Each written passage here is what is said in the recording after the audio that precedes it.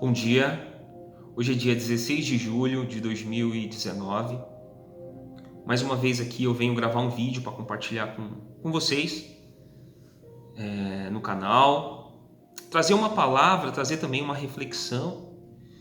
E engraçado, ontem eu estava conversando com um colega aqui e é um colega que ele não é cristão, né?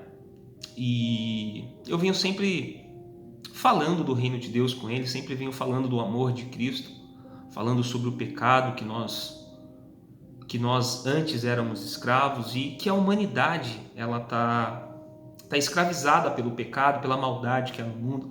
E eu sempre venho plantando uma semente. Já o convidei para ir à igreja na qual hoje eu congrego e nunca mais eu o convidei, porém eu venho sempre plantando, né, uma palavra. E ontem ele estava aqui e a gente estava falando sobre finanças, né? Ele veio falar comigo com relação ao vídeo que eu gravei, ou que eu gravo, os vídeos que eu gravo muitas vezes dentro do carro. Ele me questionou sobre se não seria incoerente eu falar do evangelho dentro de um carro como o meu, né? E eu falei para ele o seguinte: por que você acha que seria incoerente? Não, porque você fala de humildade. E então você está falando de humildade, né? No caso, como ele não é cristão, ele entende que a palavra de Deus é algo para os humildes, de desprendimento, né? Não de falar de coisas materiais, não falar de riquezas. E ele me indagou, ele me questionou. Aí eu falei para ele: olha, eu não me sinto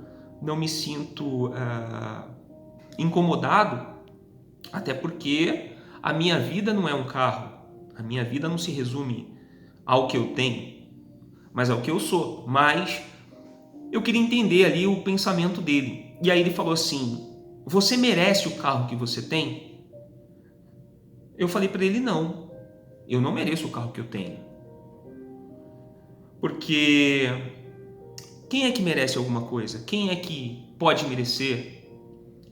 Porque a gente se prepara na vida da gente para muitas coisas. A gente estuda, a gente faz faculdades, mas as faculdades que muitas vezes a gente faz não é garantia de uma vida de qualidade. Não é garantia de uma vida material abençoada. Eu conheço pessoas que têm faculdades, eu falando para ele, né? Conheço pessoas que têm faculdades que hoje vivem uma dificuldade, vivem em desemprego e se sujeitam ao emprego bem abaixo daquilo que ele se formou, daquilo que ele é especialista, para ter sustento, porque senão ele passa fome.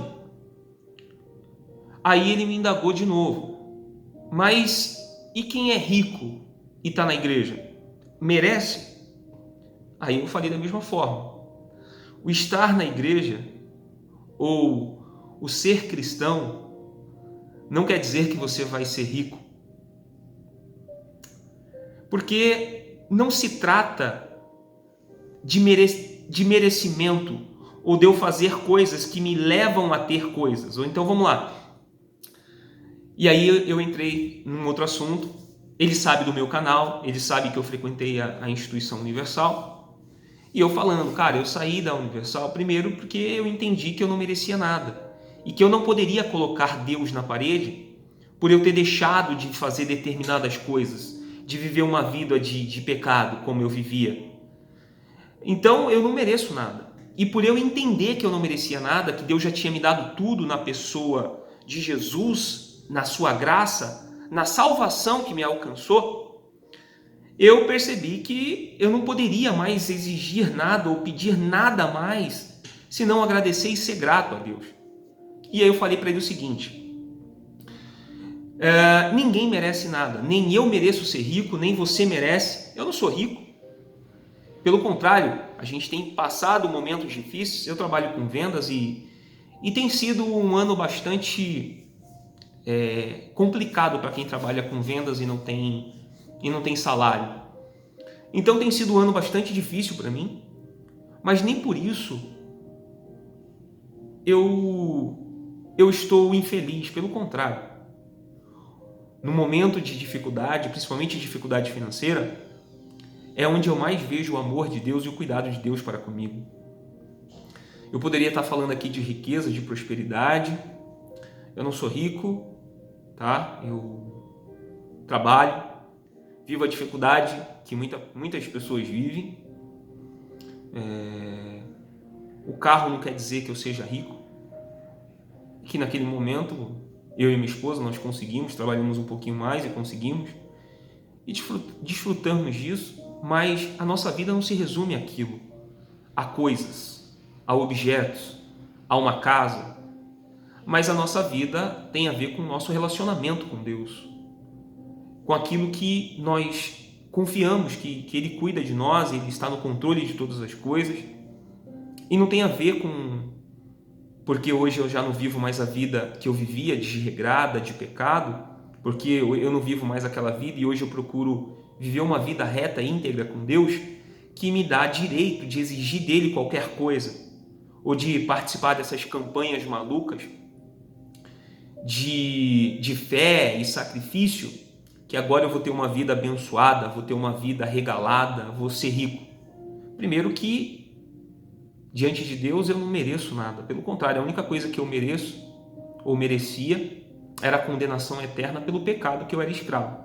Uma vez que o Senhor Jesus me resgatou, me salvou naquela cruz, hoje eu vivo em gratidão a isso. E então não tem a ver com merecer ou não merecer. Tem a ver com o que Deus faz e Deus não faz. Porque eu falei para ele assim, imagina uma criança que nasceu sem os braços e sem as pernas. Ela mereceu nascer assim? Aí ele falou, não. Falei, pois é. Então ser rico, se algumas pessoas são ricas e outras não são, e se essas pessoas estão dentro de uma igreja, não tem a ver com merecer ou não merecer. Tem a ver com o agir de Deus, tem a ver com que se Deus quiser fazer, Ele vai fazer e não tem quem impeça.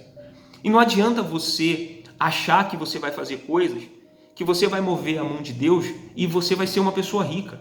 Não quer dizer, o Evangelho não é isso.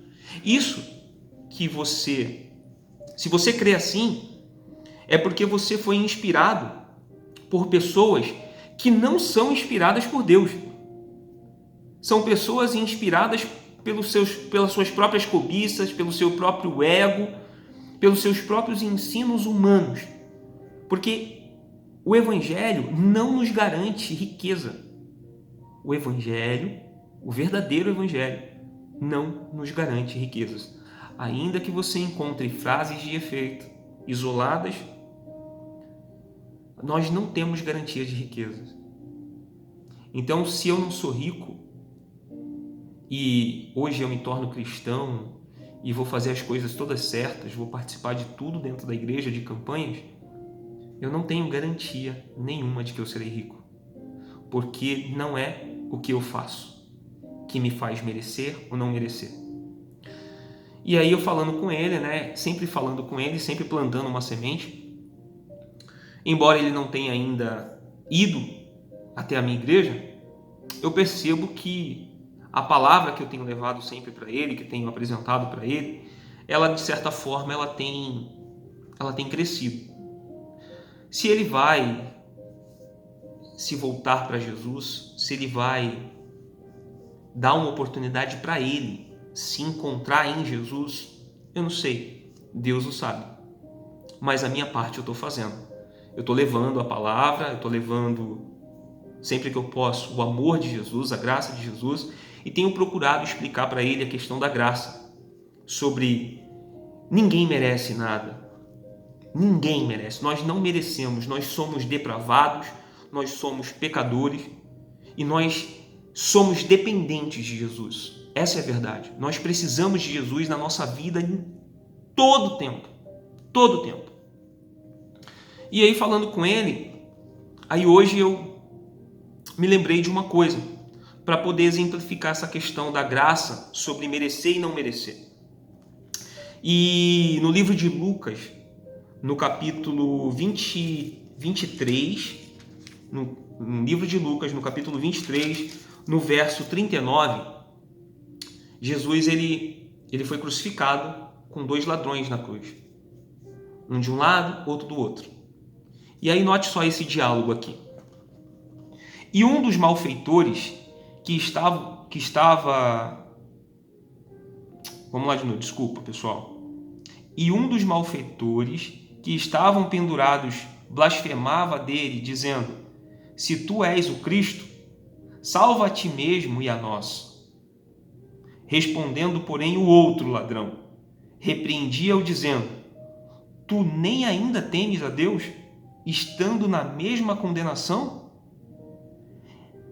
E nós, na verdade, com justiça, porque recebemos o que nossos feitos mereciam, mas este nenhum mal fez.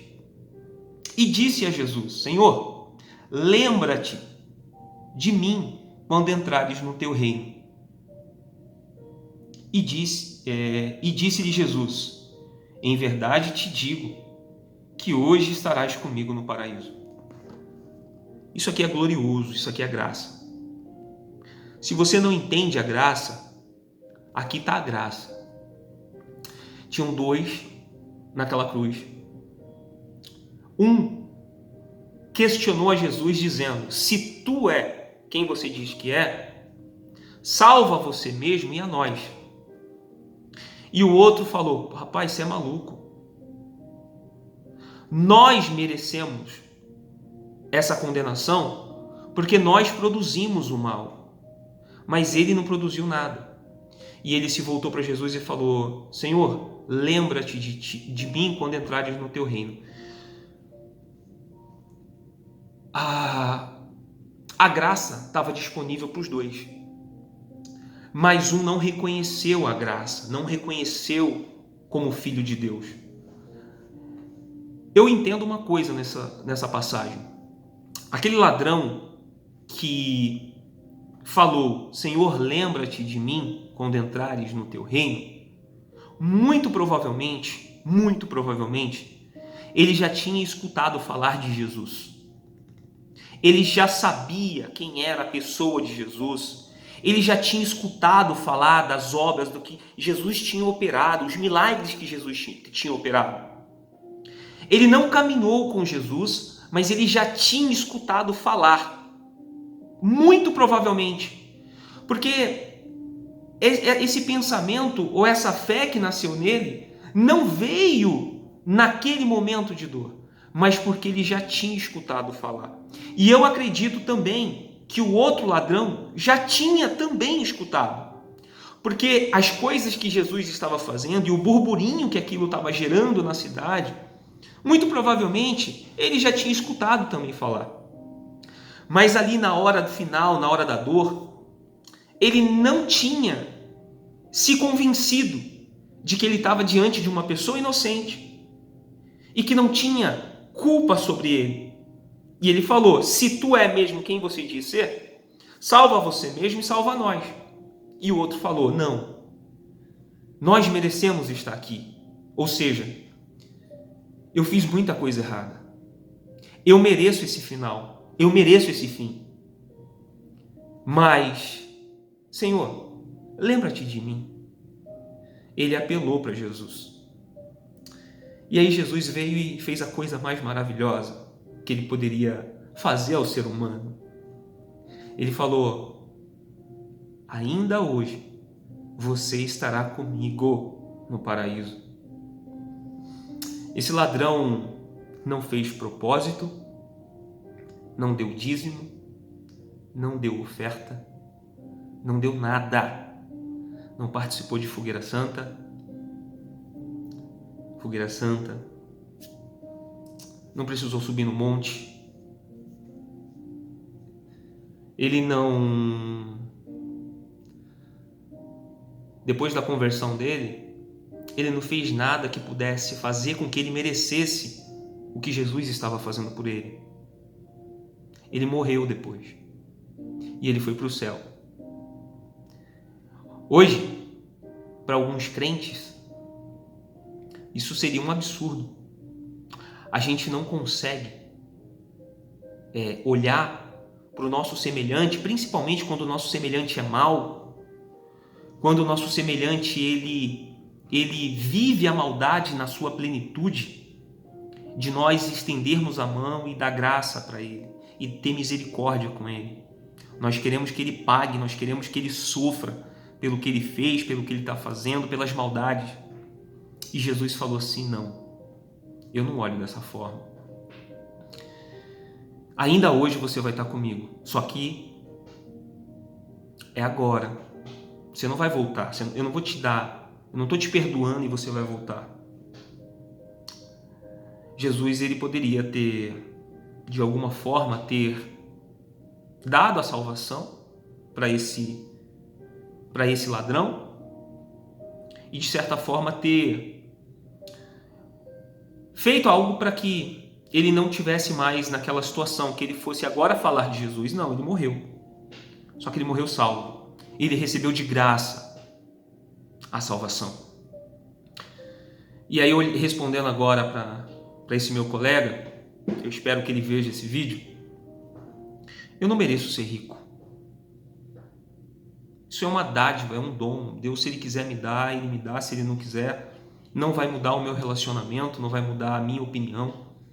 Eu amo, não porque Ele me dá as coisas, mas porque Ele morreu naquela cruz por mim, porque Ele me deu gratuitamente a salvação por intermédio da morte dele naquela cruz.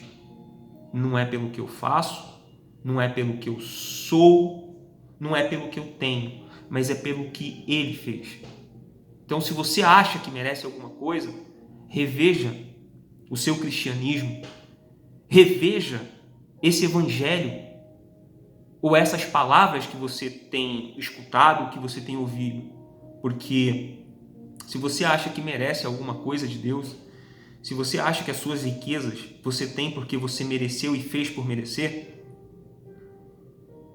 eu entendo que você está redondamente enganado e que você corre sério risco de um dia ter um encontro com Jesus de verdade, mas diante de um tribunal onde você vai ter que se explicar.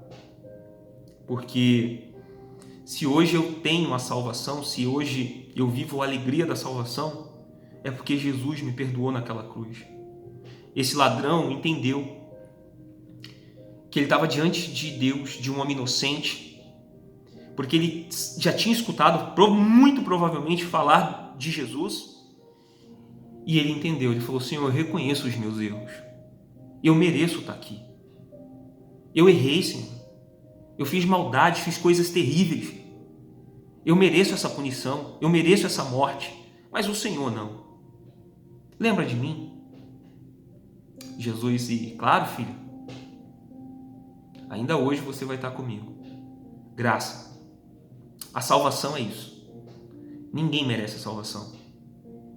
Nós, embora não temos o título de ladrão, nós estávamos mortos nos nossos delitos e pecados. E Jesus veio para nos restaurar isso. Jesus, ele veio para nos dar a salvação por intermédio dele, por ele, pelo que ele fez, pelo que ele é, pelo que ele representa. E quando nós nos sujeitamos em obediência à palavra dele, quando nós entendemos que somos pecadores, que precisamos, quando nós assumimos o nosso erro, o nosso pecado, a nossa sujeira, quando nós falamos: eu mereço o inferno, Senhor, mas não me permite ir para lá, me ajuda.